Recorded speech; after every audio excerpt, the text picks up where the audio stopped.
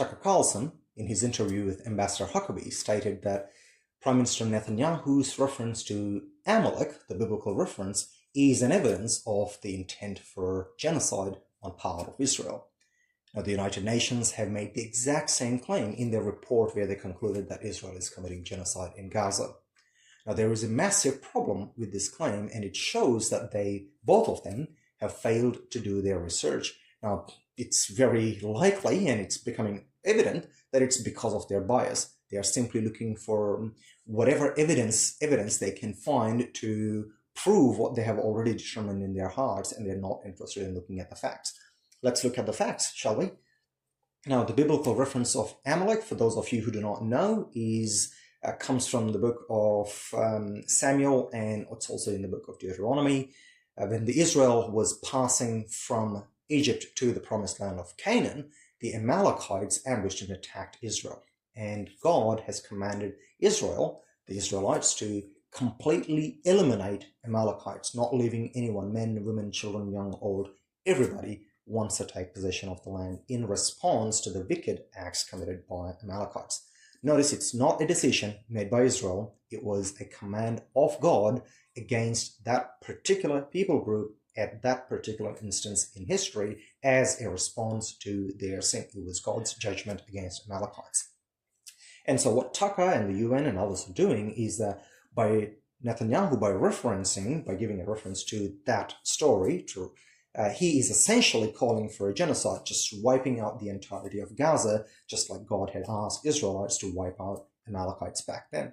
Now, that is a big problem for two reasons. One, if you survey the modern usage of that reference in Jewish literature, you would see that it's not a call for the elimination of their enemies. It is simply a call to the Jews to never forget the atrocities that their enemies have committed against them.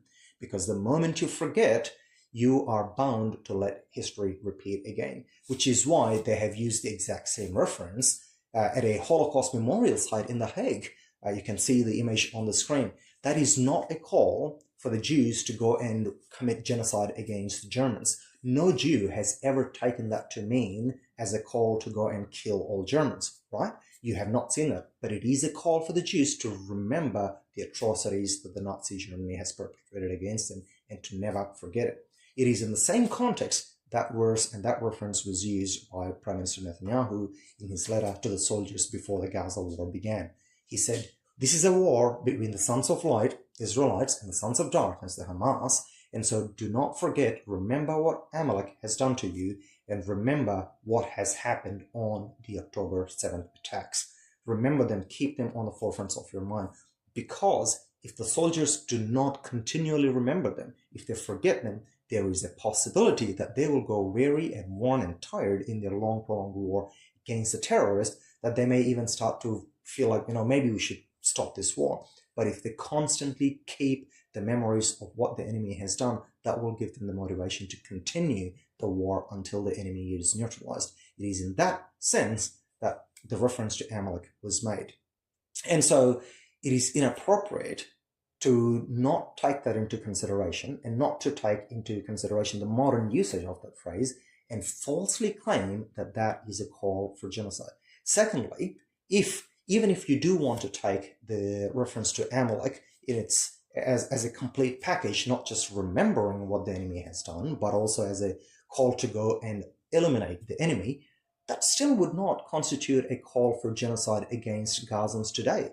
Because in the Bible, the enemies were the entirety of Amalekites. Today, the enemies are not the entirety of Gazan public.